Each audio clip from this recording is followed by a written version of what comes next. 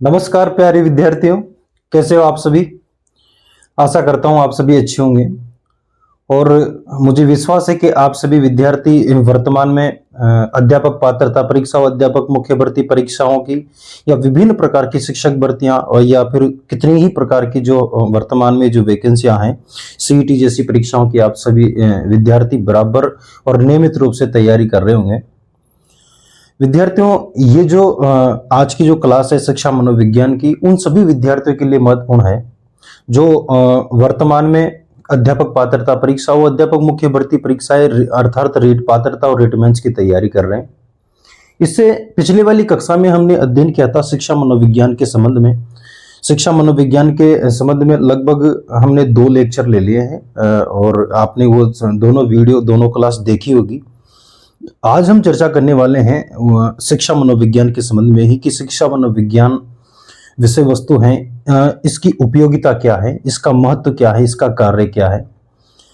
विद्यार्थियों, इस क्लास को हम शुरू करें उससे पहले हमने जो पिछली कक्षा में शिक्षा मनोविज्ञान के संबंध में जो कुछ भी पढ़ा है, जो कुछ भी जाना है कि मनोविज्ञान क्या है, शिक्षा मनोविज्ञान क्या है, उस संपूर्ण कक्षा का एक बार थोड़े ही समय में रिवीजन करते हुए फिर इसी क्लास को हम आगे बढ़ाते हैं ताकि पिछली कक्षा का भी आप रिवीजन अच्छे प्रकार से कर पाए। विद्यार्थियों, हमने पिछली कक्षा के अंतर्गत ये देखा कि आप सभी विद्यार्थी भली भांति जानते हो, जब हम मनोविज्ञान की चर्चा करते हैं या साइकोलॉजी के बारे में अध्ययन करते हैं तो प्राय हमने ये देखा कि ये जो मनोविज्ञान है,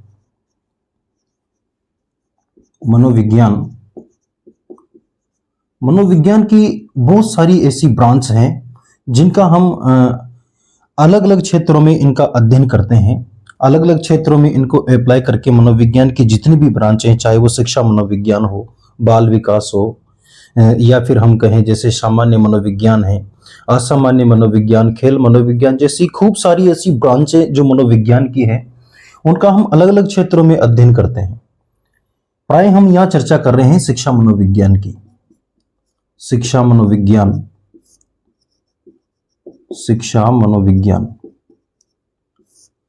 अब यदि आपसे कहा जाए कि ये जो मनोविज्ञान है या शिक्षा मनोविज्ञान है, इनका मुख्य फंक्शन क्या है, इनका मुख्य कार्य क्या है, तो आप सब ये जानते हैं कि ये जो मनोविज्ञान है वर्तमान में व्यवहार को अपनाए हुए हैं, व्यवहार का ही विज्ञान है मनोविज्ञान। प्राय हमने ये देखा कि ये जो मनोविज्ञान विषय वस्तु है अर्थात मनोविज्ञान जो विषय हैं, इसकी पृष्ठभूमि के अंतर्गत हम व्यवहार का अध्ययन करते हैं। समस्त प्राणियों का सभी प्रकार की स्थितियों में हम क्या करते हैं, इसके व्यवहार का अध्ययन करने का प्रयास करते हैं और मनोविज्ञान हमें किसी भी प्राणी का किसी भी स्थिति में व्यवहार का अध्ययन करके देता है। इसीलिए हम ये कहते हैं कि मनोविज्ञान व्यवहार का क्या है, विज्ञान है। चूंकि मनोविज्ञान की ही शाखा शिक्षा मनोविज्ञान है, यदि आपसे पूछा जाए परीक्षा की दृष्टि से कि मनोविज्ञान का जो मुख्य फंक्शन है, मुख्य कार्य है, वो क्या हो सकता है, तो ये व्यवहार का अध्ययन करता है। व्यवहार का क्या करता है, अध्ययन करके देता है। हमने ये देखा कि जब मनोविज्ञान के नियम और सिद्धांतों को हम शिक्षा के क्षेत्र में जैसे ही अप्लाई कर देते हैं तो प्राय एक विषय वस्तु है जिसका उद्भव हम इस क्षेत्र में देखते हैं, जिसे हम नाम देते हैं शिक्षा मनोविज्ञान। क्योंकि शिक्षा मनोविज्ञान को ही हम कहते हैं एजुकेशन साइकोलॉजी। और ये जो शिक्षा मनोविज्ञान है, शिक्षा मनोविज्ञान भी क्या करके देता है, व्यवहार का ही अध्ययन करके हमें देता है। व्यवहार का अध्ययन।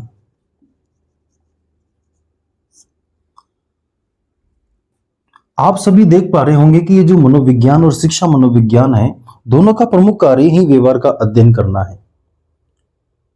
अब यहां समझने वाली यह बात है कि जब मनोविज्ञान व्यवहार का अध्ययन करके दे रहा है तो हमें शिक्षा मनोविज्ञान की आवश्यकता ही क्यों पड़ी भाई। जब यदि मनोविज्ञान व्यवहार का अध्ययन कर रहा है, समस्त प्राणियों के व्यवहार का अध्ययन करके हमें भली भांति रूप से दे रहा है, चाहे किसी भी प्रकार की परिस्थिति हो, किसी भी प्रकार की स्थिति हो, यदि उस क्षेत्र में मनोविज्ञान या साइकोलॉजी को हम इसके नियम और सिद्धांतों को अप्लाई करते हैं, तो उस प्राणी मात्र के हम व्यवहार का अध्ययन कर रहे हैं। तो हमें शिक्षा मनोविज्ञान की आवश्यकता ही क्यों है?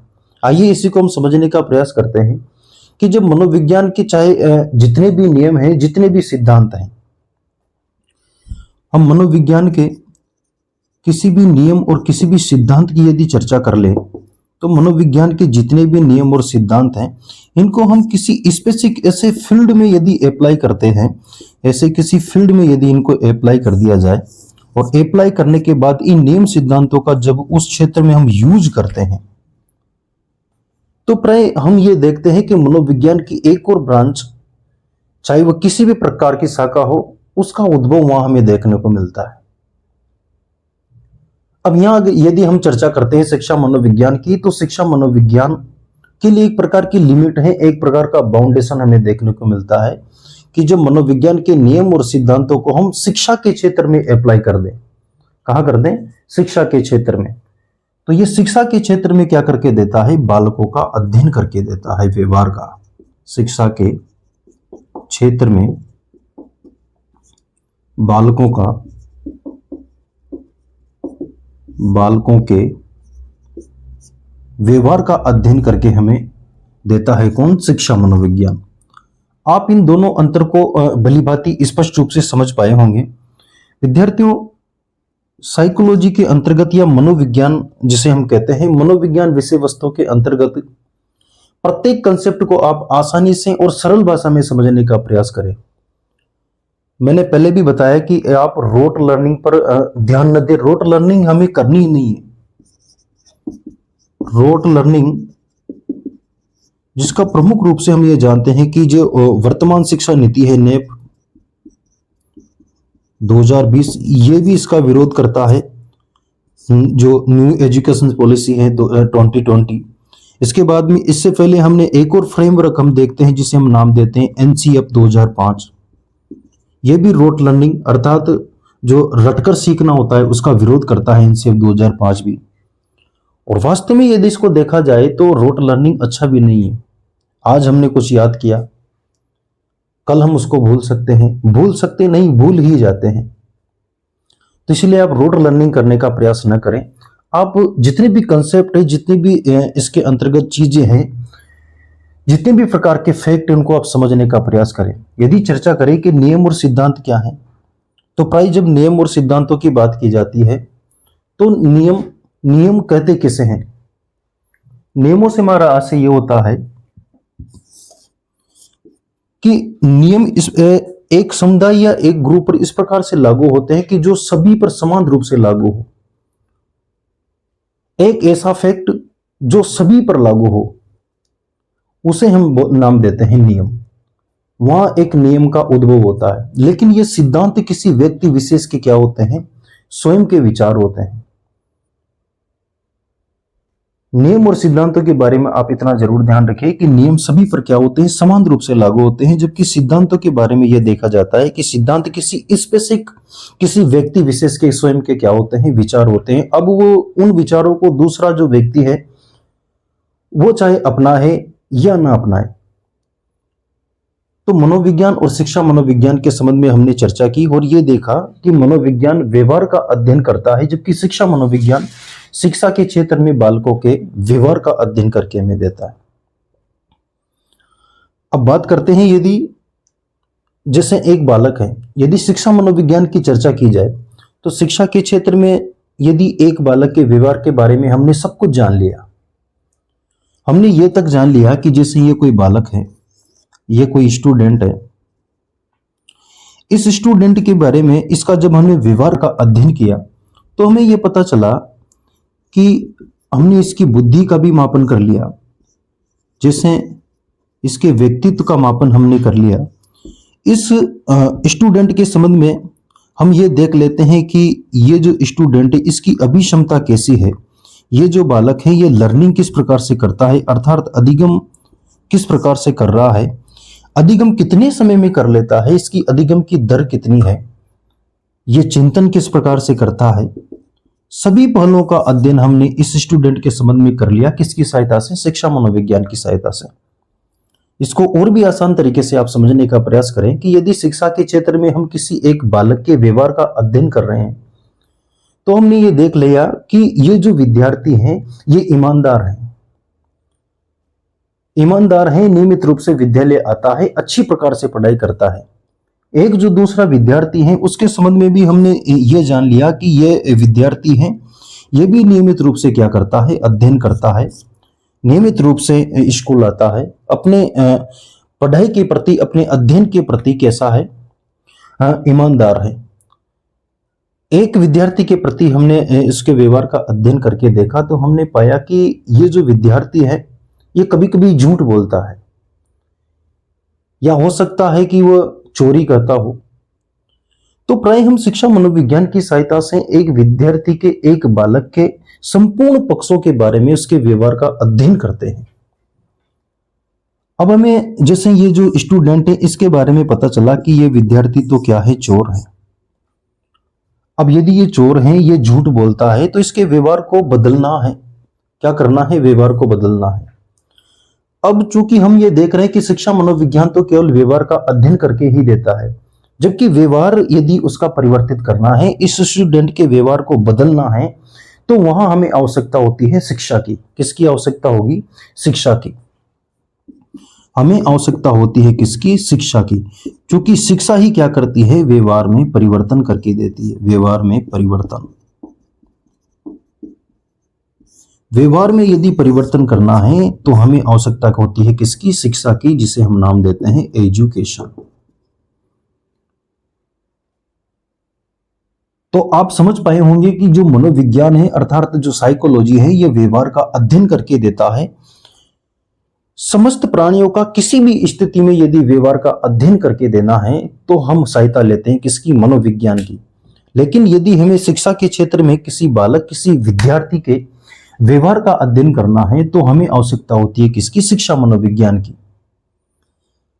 लेकिन शिक्षा मनोविज्ञान की सहायता से हमने किसी बालक के व्यवहार का अध्ययन भी कर लिया, उसके बारे में यह तक जान लिया कि इस बालक की प्रकृति कैसी है, इसका व्यवहार कैसा है, इसका बोलने का तरीका कैसा है, इसकी अभिवृत्ति किस प्रकार की है, किस प्रकार की मनोवृत्ति यह रखता है, किस प्रकार की इसकी अभिक्षमता है, आदि सभी पहलुओं का अध्ययन करने के पश्चात में हमने उस बालक के संबंध में यदि पाया गया कि इस बालक के व्यवहार में यदि परिवर्तन करना है तो परिवर्तन करने के लिए हमें आवश्यकता होती है किसकी? शिक्षा की। क्योंकि शिक्षा के द्वारा ही हम एक विद्यार्थी के, एक स्टूडेंट के, एक बालक के व्यवहार में क्या लाते हैं? परिवर्तन लाते हैं। तो आप समझ पाए होंगे मनोविज्ञान, शिक्षा मनोविज्ञान और शिक्षा के संबंध में प्राय 2-4 बिंदुओं से हम यह समझने का प्रयास करते हैं कि ये जो शिक्षा मनोविज्ञान है, शिक्षा है, इनके मध्य मुख्य रूप से अंतर क्या होता है। कभी कभी एग्जाम में लगभग इस प्रकार का क्वेश्चन आपके सामने आ सकता है, जैसे यदि चर्चा की जाए शिक्षा की और हम ये देख रहे हैं कि ये जो है शिक्षा मनोविज्ञान,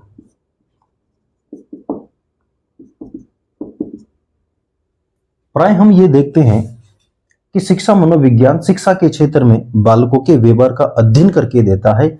और शिक्षा क्या करता है? शिक्षा एजुकेशन की सहायता से किसी बालक या विद्यार्थी के व्यवहार में क्या लाते हैं? परिवर्तन लाती है। तो प्राय हम ये देखते हैं कि जो शिक्षा का जो क्षेत्र है, शिक्षा का जो फील्ड है, वो अपने आप में बहुत ज्यादा विस्तृत है, अपने आप में बहुत ज्यादा व्यापक है। इसलिए हम ये लिख सकते हैं कि ये जो शिक्षा का क्षेत्र होता है वो कैसा होता है? व्यापक होता है। कैसा क्षेत्र है? विस्तृत क्षेत्र है। जबकि यदि शिक्षा मनोविज्ञान के संबंध में कहा जाए तो शिक्षा मनोविज्ञान का जो क्षेत्र है वो शिक्षा की अपेक्षा कैसा होता है? छोटा होता है। हम ये कह सकते हैं कि जो शिक्षा मनोविज्ञान का जो क्षेत्र है वो कैसा है? सीमित है। कैसा है? सीमित। एक अंतर आप यहां से स्पष्ट कर पाए होंगे कि शिक्षा का जो क्षेत्र है वो कैसा है? व्यापक है, विस्तृत है, जबकि शिक्षा मनोविज्ञान का क्षेत्र कैसा है? सीमित है, लिमिटेड है। आगे और भी इस पर यदि हम चर्चा करें तो हम ये लिख सकते हैं कि जो शिक्षा है, शिक्षा के बारे में हम ये कह सकते हैं कि शिक्षा, हमने पिछली कक्षा में देखा कि शिक्षा को हम नाम देते हैं कि ये जो शिक्षा है, शिक्षा होता है साध्य, अर्थात शिक्षा किस प्रकार की प्रक्रिया है? शिक्षा एक प्रकार का लक्ष्य है, एक प्रकार का साध्य है। जबकि शिक्षा मनोविज्ञान के बारे में बताया गया है कि शिक्षा मनोविज्ञान एक प्रकार का क्या है? साधन, एक प्रकार का क्या है? माध्यम है। क्योंकि शिक्षा के द्वारा ही एक बालक के व्यवहार में क्या किया जाता है? परिवर्तन किया जाता है। अब एक बालक के व्यवहार में परिवर्तन करना ही हमारा क्या है? टारगेट है, हमारा लक्ष्य है कि हम एक विद्यार्थी के व्यवहार में क्या लाना चाहते हैं? परिवर्तन लाना चाहते हैं।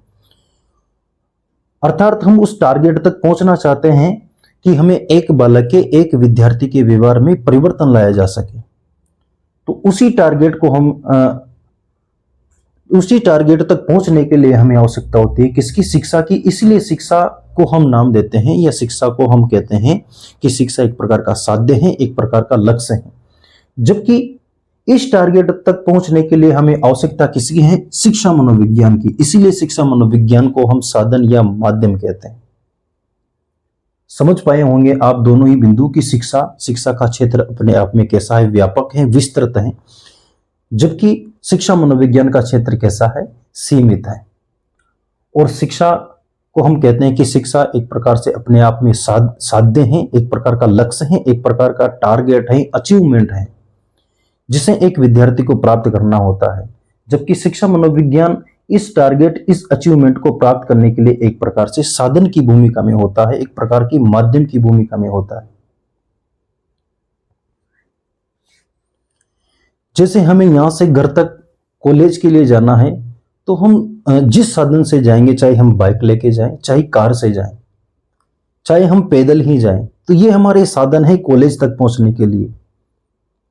और कॉलेज में जो हमें शिक्षा ग्रहण करनी है वो हमारा क्या है? टारगेट है, वो हमारा अचीवमेंट है।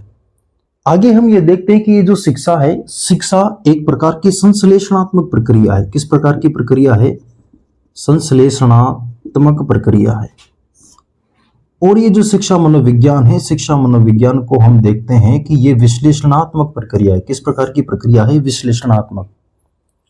विद्यार्थियों, जब आप अनेक प्रकार के विषयों की टीचिंग मेथड, जब आप इनका टीचिंग मेथड, शिक्षण विधियों, शिक्षा शास्त्र का अध्ययन करते हो, तो आप बहुत सारी विधियों के बारे में पढ़ते हो। चाहे वो आगमन निगमन विधियां हो, चाहे वो विश्लेषण संश्लेषण विधि हो। जब इन आप विधियों का अध्ययन करते हो तो प्राय बहुत सारी ऐसी विधियां हैं जो एक दूसरी विधियों के क्या है? पूरक हैं। चाहे फिर वो संश्लेषण विश्लेषण विधि हो, चाहे वो आगमन निगमन विधि हो। और इन विधियों में जो ये शिक्षण सूत्र चलते हैं, चाहे वो सरल से जटिल हो या जटिल से सरल हो, विशिष्ट से सामान्य हो, इन सभी शिक्षण सूत्रों का क्या किया जाता है? प्रयोग किया जाता है। यहां विश्लेषण से हमारा जो अर्थ होता है, विश्लेषण से जब हम अर्थ देखते हैं विश्लेषण का, तो विश्लेषण का स्पष्ट अर्थ हमें यह देखने को मिलता है कि जब हम एक ही तथ्य को अनेक भागों में विभाजित करके और उसका अध्ययन करने का जब हम प्रयास करते हैं, तो उसको हम कहते हैं विश्लेषण करना। और जब उन तथ्यों को, उन फैक्ट को जब हम वापस से फिर से एकत्रित कर दें, तो उनको हम नाम देते हैं संश्लेषण करना। सरल भाषा में आप ये समझें कि जब एक ही फैक्ट को या एक ही पदार्थ को हम अलग अलग अनेक भागों में जैसे ही उनका विभाजन कर देंगे, तो उसको हम नाम देते हैं विश्लेषण करना। और जब इन फैक्ट को वापस पुनः हम क्या कर लें? एकत्रित कर लें, तो उनको हम नाम देते हैं संश्लेषण करना। तो प्राय शिक्षा की दृष्टि के अंतर्गत यह देखा जाता है कि शिक्षा एक प्रकार की संश्लेषणात्मक प्रक्रिया है। जबकि ये जो शिक्षा मनोविज्ञान है, शिक्षा मनोविज्ञान में शिक्षा मनोविज्ञान की सहायता से एक विद्यार्थी, एक बालक के व्यवहार का अध्ययन किया जाता है। इसलिए ये व्यवहार के प्रत्येक पहलू पर इसके अंतर्गत विचार किया जाता है। इसलिए ऐसा मानते हैं कि शिक्षा मनोविज्ञान एक प्रकार की विश्लेषणात्मक प्रक्रिया है। आगे यदि हम एक और अंतर इसमें देखना चाहें, तो प्राय हम ये देख लेते हैं कि जो शिक्षा है, शिक्षा का संबंध किससे होता है? सामाजिकता से होता है। अर्थात हम ये कह सकते हैं कि एक प्रकार की यह सामाजिक प्रक्रिया, क्योंकि शिक्षा को हम समाज में रहकर ग्रहण करते हैं, तो प्राय शिक्षा का संबंध हम सामाजिकता से ले सकते हैं। हम ये देखते हैं कि जो शिक्षा है, शिक्षा का संबंध किससे है? सामाजिकता से। और शिक्षा मनोविज्ञान के संबंध में हम ये बताते हैं कि मनोविज्ञान की प्रकृति कैसी है? वैज्ञानिक। और मनोविज्ञान की शाखा है शिक्षा मनोविज्ञान। इसलिए हम ये देखते हैं कि ये जो शिक्षा मनोविज्ञान है, शिक्षा मनोविज्ञान की प्रकृति कैसी है? मनोवैज्ञानिक। मनोवैज्ञानिक। तो इस अभी तक इस पूरी कक्षा में हमने ये जाना कि मनोविज्ञान क्या है, शिक्षा मनोविज्ञान क्या करता है, या शिक्षा क्या है। इन तीनों ही फैक्ट के बारे में आपने बहुत अच्छे प्रकार से समझ लिया होगा। एक बार फिर से इनका निरीक्षण करते हैं, एक बार इनका फिर से विश्लेषण करते हैं, ताकि आपको और भी ये जो कंसेप्ट है इनसे संबंधित वो आसान तरीके से समझ में आए। क्लास की शुरुआत में ही हमने देखा कि मनोविज्ञान, जिसे हम कहते हैं साइकोलॉजी, मनोविज्ञान किसी भी प्राणी का किसी भी स्थिति में, चाहे किसी भी प्रकार की सिचुएशन हो, उस प्राणी के व्यवहार का अध्ययन करके हमें देता है। लेकिन ये जो शिक्षा मनोविज्ञान है, शिक्षा मनोविज्ञान मनोविज्ञान की शाखा है, जिसे हम एजुकेशन साइकोलॉजी कहते हैं। एजुकेशन साइकोलॉजी शिक्षा के क्षेत्र में एक बालक के, एक विद्यार्थी के व्यवहार का अध्ययन करके हमें देता है। लेकिन हमने ये देखा कि हमने एक बालक के व्यवहार का अध्ययन तो कर लिया, हमने ये तो जान लिया कि वो जो बालक हैं वो ईमानदार हैं, एक जो बालक है वो बेईमान है। अब एक जो बालक है, यदि वो बेईमान है, झूठ बोलता है, चोरी करता है, नीच है, निकृष्ट है, तो उसके व्यवहार को बदलने की आवश्यकता तो हमें होगी। तो उसके व्यवहार में यदि परिवर्तन करना है तो हमें आवश्यकता होती है किसकी? शिक्षा की। क्योंकि शिक्षा ही क्या करती है? व्यवहार में परिवर्तन करती है। इसलिए शिक्षा का जो मुख्य कार्य है वो कैसा है कि व्यवहार में यदि हमें परिवर्तन करना है तो वहां आवश्यकता होती है शिक्षा की। इसके बाद में हमने ये देखा कि जो शिक्षा और शिक्षा मनोविज्ञान है, इनमें हमने अंतर स्पष्ट करने का प्रयास किया कि ये जो शिक्षा है, शिक्षा का क्षेत्र बहुत ज्यादा व्यापक होता है, विस्तृत क्षेत्र है, जबकि शिक्षा मनोविज्ञान के लिए एक लिमिट है कि हमें इसे शिक्षा के क्षेत्र में ही अप्लाई करना है। इसीलिए इसका क्षेत्र कैसा है? सीमित है। शिक्षा जिसे हमें अचीव करना है, ये हमारा टारगेट है। इसलिए हम ये देखते हैं शिक्षा और शिक्षा मनोविज्ञान के संबंध में कि ये जो शिक्षा है, शिक्षा कैसा है? साध्य है, एक प्रकार का लक्ष्य है, एक प्रकार का टारगेट है। जबकि शिक्षा मनोविज्ञान क्या है? साधन है, एक प्रकार का माध्यम है, और इसी साधन की सहायता से हम शिक्षा नामक साध्य या लक्ष्य को क्या करते हैं? अचीव करते हैं। शिक्षा के बारे में हमने ये देखा कि शिक्षा एक प्रकार की संश्लेषणात्मक प्रक्रिया है, जबकि ये जो शिक्षा मनोविज्ञान है विश्लेषणात्मक प्रक्रिया है। तो इस प्रकार से आप चाहे किसी भी विषय वस्तु का आप अध्ययन कर रहे हो, प्रत्येक कंसेप्ट को आप समझने का प्रयास करें। इस प्रकार से आप यदि चीजों को समझते हो, किसी भी कंसेप्ट को आप आसान भाषा में या आसान तरीके से जब समझ लेते हो, तो एग्जाम के अंतर्गत चाहे प्रश्न किसी भी लेवल का क्यों ना आ जाए, आप उसे बड़ी आसानी से बना लेते हो। इस प्रकार से आप समझते चलिए। आगे बढ़ते हैं। आज की इस क्लास में हम देखने वाले हैं कि ये जो शिक्षा मनोविज्ञान है, शिक्षा मनोविज्ञान की उपयोगिता कैसी है, कहाँ कहाँ हम शिक्षा मनोविज्ञान को अप्लाई कर सकते हैं, शिक्षा मनोविज्ञान का महत्व क्या है, शिक्षा मनोविज्ञान का कार्य क्या है। आइए समझते हैं इस शिक्षा मनोविज्ञान की उपयोगिता के संबंध में। तो हम चर्चा कर रहे हैं दोस्तों कि ये जो शिक्षा मनोविज्ञान है, शिक्षा मनोविज्ञान की उपयोगिता।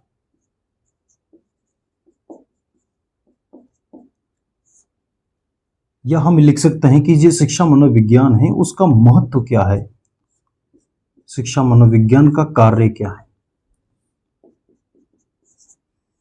विद्यार्थियों, यहां तक कि क्लासों के अंतर्गत हमने शिक्षा मनोविज्ञान के संबंध में अनेक प्रकार की जानकारियां देखी, अनेक प्रकार के तथ्यों पर विचार किया, बहुत सारे फैक्ट शिक्षा मनोविज्ञान के संबंध में हमने देखे। शिक्षा मनोविज्ञान के उद्भव से लेकर शिक्षा मनोविज्ञान की प्रकृति तक हमने अध्ययन करने का प्रयास किया कि शिक्षा मनोविज्ञान का मुख्य कार्य क्या है, इसको भी हमने समझने का प्रयास किया। लेकिन वास्तव में हम ये देखना चाहते हैं कि जो शिक्षा मनोविज्ञान है इसकी यूटिलिटीज क्या है, इसकी उपयोगिता कैसी है। प्राय हमने ये देखा कि जो शिक्षा मनोविज्ञान है अर्थात एजुकेशन साइकोलॉजी है, एजुकेशन साइकोलॉजी के संबंध में हमने जितनी भी प्रकार से अध्ययन किया, हमें ज्ञात हुआ कि ये जो शिक्षा मनोविज्ञान है, शिक्षा मनोविज्ञान मुख्यतः अधिगम और शिक्षण के लिए ही बना है। हमें यदि शिक्षण करना है या अधिगम करना है, उसके लिए ही मुख्यतः हम ये देखते हैं कि ये जो शिक्षा मनोविज्ञान है, शिक्षा मनोविज्ञान का मुख्य कार्य इन दोनों ही फंक्शन के लिए है। हम ये देखते हैं कि चाहे हमें अधिगम करना हो या फिर हमें क्या करना हो, शिक्षण करना हो। अधिगम को हम नाम देते हैं लर्निंग और शिक्षण को हम कहते हैं टीचिंग। तो प्राय हम ये देखते हैं कि शिक्षा मनोविज्ञान मुख्यतः अधिगम और शिक्षण के लिए ही बना है। चाहे हमें किसी प्रकार का तथ्य सीखना हो या फिर हमें टीचिंग करना हो, शिक्षण करना हो। और प्राय हम ये भी देखते हैं कि ये जो शिक्षा है, शिक्षा का जो सबसे गहरा जो संबंध होता है वो किससे होता है? विज्ञान से। यदि हम बात करें इनके रिलेशन की, तो प्राय हम ये देखते हैं कि शिक्षा का जो संबंध है वो विज्ञान से बहुत गहरा संबंध है। और प्राय इसके अंतर्गत हम ये देखते हैं कि शिक्षा के द्वारा ही चाहे किसी प्रकार का सिद्धांत हो, किसी प्रकार का नियम हो, या हम ये कह सकते हैं कि विभिन्न प्रकार की यदि टेक्निक की हम बात करें, विभिन्न प्रकार की तकनीकें हैं, ये सब प्रकार के नियम, सिद्धांत, टेक्निक, ये एक टीचर को, चाहे वो अध्यापक हो या फिर एक स्टूडेंट हो, इन दोनों को ही शिक्षा के माध्यम से ये सभी प्रकार के सिद्धांत, नियम, तकनीक, ये सब प्रकार की टेक्निक्स प्रोवाइड करवाई जाती है। अब ये क्यों प्रोवाइड कराई जाती है? इसका मुख्य कारण ये रहा होगा कि ये जो टीचर हैं ये भी क्या करें, इन सिद्धांत, नियमों, तकनीकों के माध्यम से अच्छा शिक्षण कराने का प्रयास करें। क्या करें कि अच्छा शिक्षण करा सकें। और यदि एक टीचर अच्छा शिक्षण करवाएगा तो स्टूडेंट भी बेहतर तरीके से हम शिक्षण को कर पाएगा, तो स्टूडेंट भी एक प्रकार से बेहतर सीखने का प्रयास करे। तो इन सभी प्रकार के ये जो फंक्शन है, इनमें मदद करता है कौन? शिक्षा मनोविज्ञान। शिक्षा मनोविज्ञान की सहायता से ही हम क्या करते हैं, अर्थात एजुकेशन साइकोलॉजी की सहायता से ही हम शिक्षा के जितने भी सिद्धांत, नियम, तकनीकें हैं, इनको हम अप्लाई करते हैं। कहां पर? चाहे वो अध्यापक के लिए हो, चाहे वो स्टूडेंट के लिए हो। आइए एक एक करके हम शिक्षा मनोविज्ञान की उपयोगिता क्या है, इसका महत्व कैसा है, और वास्तव में धरातल पर किस प्रकार का कार्य शिक्षा मनोविज्ञान की सहायता से हम कर सकते हैं। एक बालक के व्यवहार को किस प्रकार से जान सकते हैं, किस प्रकार से एक बालक के व्यवहार में परिवर्तन किया जा सकता है, उन सभी पहलुओं पर हम विचार करते हैं कि शिक्षा मनोविज्ञान की उपयोगिता क्या क्या है। दोस्तों, यदि चर्चा की जाए पहले ही पॉइंट पर, तो प्राय हम ये देखते हैं कि यदि किसी अधिगम करने वाले को हम बेसिकली क्या नाम देते हैं? अधिगमकर्ता। तो अधिगमकर्ता को यदि हमें जानना है, अधिगमकर्ता को जानने के लिए हम यूज करते हैं बेसिकली किसका? शिक्षा मनोविज्ञान का। क्यों? इसको हम लिख सकते हैं टू नो लर्नर। यदि हमें अधिगमकर्ता के व्यवहार के बारे में जानना है, उसका विकास किस प्रकार से हो रहा है, विद्यार्थियों, दो से अधिक या एक से अधिक व्यक्तियों में एक व्यक्ति दूसरे के समान होता ही नहीं है, अर्थात व्यक्तिगत विभिन्नता ही जरूर पाई जाएगी। अधिगमकर्ता के संबंध में यह जानना है कि इसके व्यक्तित्व कैसा है, किस प्रकार की विभिन्नताएं लेकर ये व्यक्ति इसका जन्म हुआ है, किस क्षेत्र में इस अधिगमकर्ता की रुचि है, किस प्रकार की ये अभिक्षमता रखता है, किस प्रकार का दृष्टिकोण इसका है, किस प्रकार की मनोवृत्ति रखता है ये। तो प्राय हम वहां अप्लाई करते हैं किसको? शिक्षा मनोविज्ञान को। अर्थात एक जो अधिगम करने वाला जो अधिगम करता है, उसके संबंध में उसका विकास किस प्रकार से हो रहा है, विकास के सभी पहलुओं को यदि हमें जानना है, तो हम वहां यूज कर सकते हैं किसको? शिक्षा मनोविज्ञान को। और शिक्षा मनोविज्ञान को यूज क्यों कर रहे हैं? क्योंकि उस अधिगमकर्ता को हम एक सकारात्मक दिशा दे सकें, उसको जिस टारगेट तक उस अधिगमकर्ता को पहुंचना है, जो टारगेट उसको अचीव करना है, जो लक्ष्य उसका ने बना रखा है, उस लक्ष्य को यदि उसको प्राप्त करना है, तो हम उस अधिगमकर्ता को जानने के लिए यूज करते हैं किसका? शिक्षा मनोविज्ञान का। तो सबसे पहले ही उपयोगिता हमने प्रयास किया जानने का कि शिक्षा मनोविज्ञान का जो मोस्टली जो यूज है वो यूज होता है अधिगमकर्ता को जानने के लिए, अधिगमकर्ता के स्वभाव को जानने के लिए, एक लर्नर का बिहेवियर कैसा है ये जानने के लिए हम यूज कर सकते हैं शिक्षा मनोविज्ञान का। आइए अगले पॉइंट पर हम विचार करते हैं कि शिक्षा मनोविज्ञान को हम और कहाँ अप्लाई कर सकते हैं।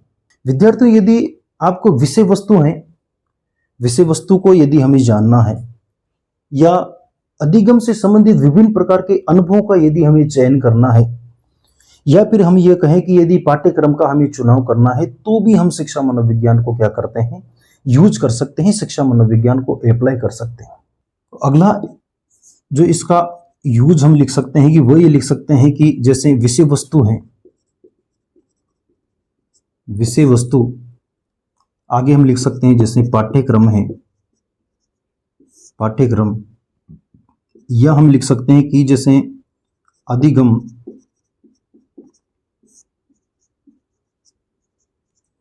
अधिगम अनुभवों का चयन। किसी विषय वस्तु का यदि हमें चयन करना है या फिर उस विषय वस्तु पर आधारित जो पाठ्यक्रम है, जो सिलेबस है, उसका हमें चुनाव करना है, या सीखने से संबंधित हमें अनुभवों को जानना है, अनुभवों का चयन करना है, तो हम किसकी सहायता ले सकते हैं, शिक्षा मनोविज्ञान की। और शिक्षा मनोविज्ञान इन सभी फील्ड में, इन सभी क्षेत्रों में क्या करके देता है, इसका मोस्टली उपयोग किया जा सकता है शिक्षा मनोविज्ञान का। तो हम अगला जो इसका यूज है, इसकी उपयोगिता है, वो इस प्रकार से लिख सकते हैं कि विषय वस्तु, पाठ्यक्रम और अधिगम अनुभव का यदि चयन करना है या इनका हमें आयोजन करना है, क्या करना है, आयोजन करना है, तो हम वहां भी किसको यूज कर सकते हैं, शिक्षा मनोविज्ञान को। यदि हम बात करें कि अगला उपयोग शिक्षा मनोविज्ञान का क्या हो सकता है, तो प्राय हम ये देखते हैं थर्ड कि विभिन्न प्रकार की कक्ष के अंतर्गत प्राय ये देखा जाता है कि एक जो टीचर है या जो सभी प्रकार के टीचर हैं, उनके पढ़ाने के तरीके बहुत अलग अलग प्रकार से होते हैं। कक्ष में अध्यापन के दौरान एक जो टीचर हैं, वो विभिन्न प्रकार के टीचिंग मेथड्स काम में लेता है। कोई यदि अध्यापक हैं, चाहे वो आगमन विधि से पढ़ा रहा हो, तो अन्य कोई जो अध्यापक हैं वो निगमन विधि का प्रयोग कर सकता है। कोई प्रश्नोत्तरी के माध्यम से अध्यापन करवाता है। तो विभिन्न प्रकार की जो टीचिंग मेथड हैं, इनका यूज एक टीचर अपने कक्ष के अंतर्गत करता है। वो क्यों करता है, ताकि बालकों को किसी भी कंसेप्ट को यदि समझाना है, विद्यार्थियों के सामने यदि किसी भी प्रकार के फैक्ट को प्रदर्शित करना है, तो ये जो विद्यार्थी हैं वो उस कंसेप्ट को आसान भाषा में और आसान तरीके से समझ पाए। इसीलिए एक जो टीचर है विभिन्न प्रकार के टीचिंग मेथड्स यूज में लेता है, और विभिन्न प्रकार के ये जो टीचिंग मेथड हैं, उनमें से किसी एक सर्वश्रेष्ठ टीचिंग मेथड का यदि प्रयोग करना है, तो वहां मदद करती है शिक्षा मनोविज्ञान। इसलिए अगला इसकी उपयोगिता हम लिख सकते हैं कि शिक्षा मनोविज्ञान का यूज किया जा सकता है जैसे प्रभावी शिक्षण विधियां एवं तकनीकों के चयन में।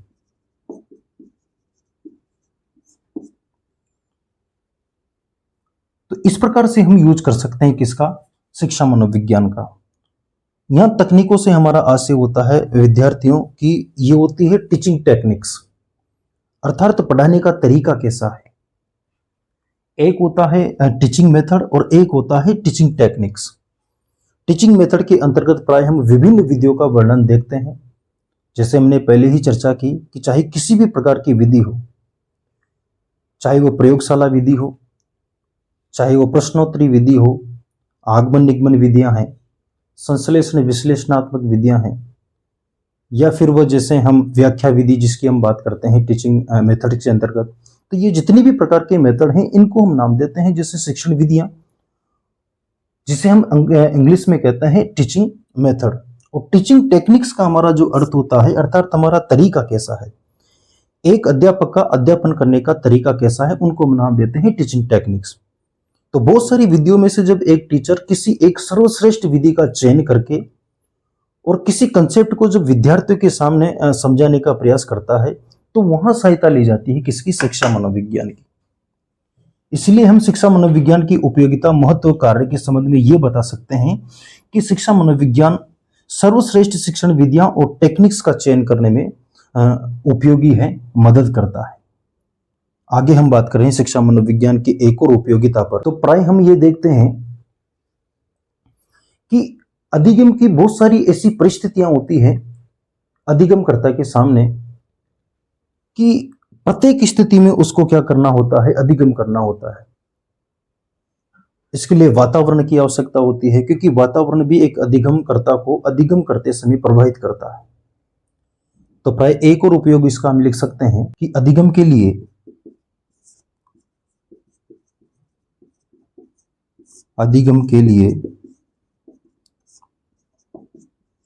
उचित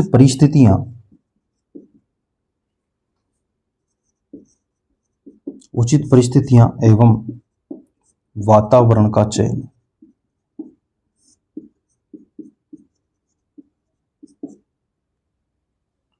विद्यार्थियों, सीखने में महत्वपूर्ण भूमिका होती है वातावरण की।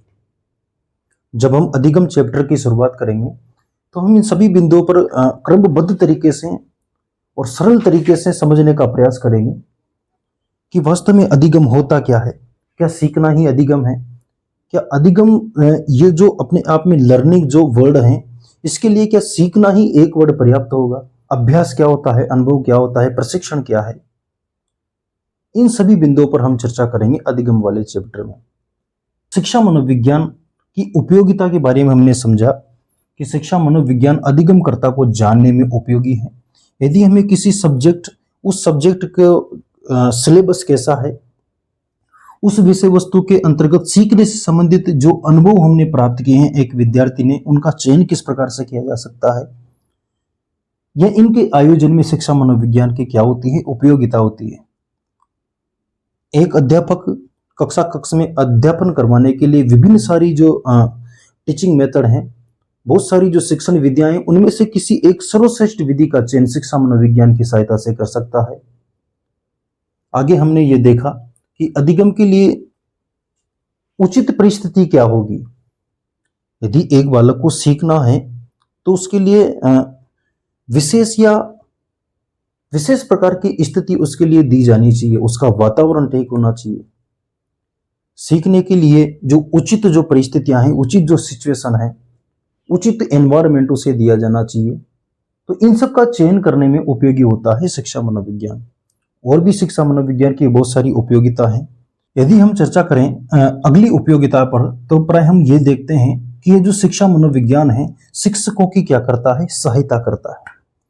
अर्थात हम ये लिख सकते हैं कि यदि शिक्षकों की सहायता करनी है तो शिक्षकों की सहायता में भी शिक्षा मनोविज्ञान की क्या होती है, उपयोगिता शामिल है। एक बालक के व्यवहार को जानना है कि जो अमुक जो बालक है उसका कौन सा विषय ऐसा कमजोर है और वो किस प्रकार की समस्या से ग्रसित है, ताकि उसकी वजह से वो अधिगम नहीं कर पा रहा है। इन सभी समस्याओं का समाधान प्राय शिक्षा मनोविज्ञान की सहायता से किया जा सकता है। इसलिए प्राय हम ये देखते हैं कि शिक्षा मनोविज्ञान शिक्षकों की क्या करती है, सहायता करती है।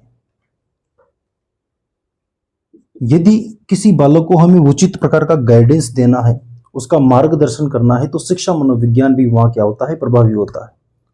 तो अगली उपयोगिता हमें लिख सकते हैं कि उचित मार्गदर्शन एवं निर्देशन में सहायता।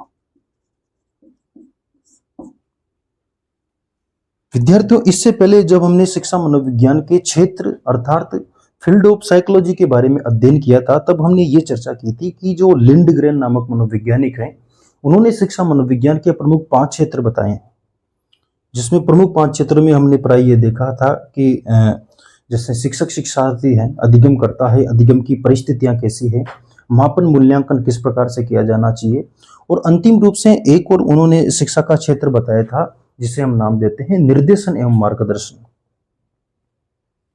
निर्देशन और मार्गदर्शन एक प्रकार से यदि सरल भाषा में इसको समझा जाए, सरल तरीके से यदि समझे इसे, तो निर्देशन मार्गदर्शन एक प्रकार की होती है सहायता, जो एक विद्यार्थी को दी जाती है, चाहे वो टीचर के द्वारा दी जा रही हो या वो विषय वस्तु से उस सहायता को ग्रहण कर रहा हो।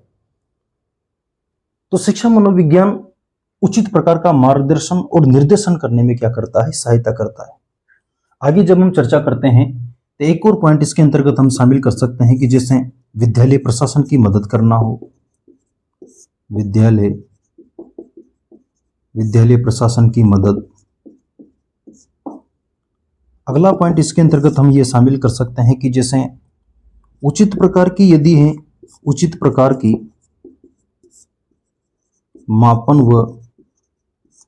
मापन एवं मूल्यांकन विधियों का चयन करना, मूल्यांकन विधियों का चयन। विद्यालय प्रशासन की मदद में भी शिक्षा मनोविज्ञान क्या होता है, उपयोगी होता है। यदि एक बालक का संपूर्ण रूप से मापन और मूल्यांकन करना है तो मापन और मूल्यांकन करने के लिए कौन सी विधि सर्वश्रेष्ठ होगी, इस विधि का चयन भी हम शिक्षा मनोविज्ञान की सहायता से कर सकते हैं।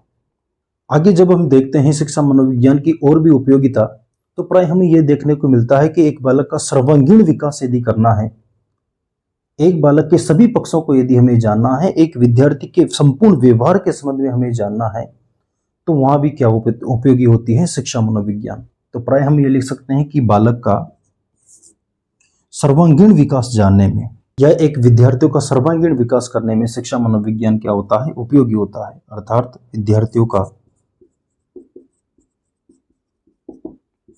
विद्यार्थियों का सर्वांगीण विकास करने में उपयोगी,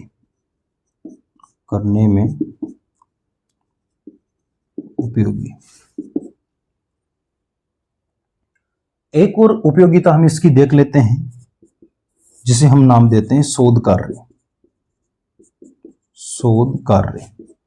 शोध कार्य से हमारा आशय ये होता है कि शिक्षा मनोविज्ञान शिक्षा के क्षेत्र में नए नए जो शोध हैं उनको प्रोत्साहित करता रहता है, ताकि उनके माध्यम से हम शिक्षा के ये जो क्षेत्र, शिक्षा का जो क्षेत्र है उसके अंतर्गत नई नई टीचिंग मेथड्स को अप्लाई कर सकें, नए नए जो शिक्षण के तरीके हैं उनको जान सकें। एक अध्यापक अपने अध्यापन में नई नई टीचिंग जो टेक्निक्स हैं उनका यूज कर सकें। तो इस प्रकार से हम ये कह सकते हैं कि विभिन्न प्रकार के ये जो शोध कार्य होते हैं उनके अंतर्गत शिक्षा मनोविज्ञान क्या होता है, उपयोगी होता है। तो विद्यार्थियों, आज की क्लास में इतना ही।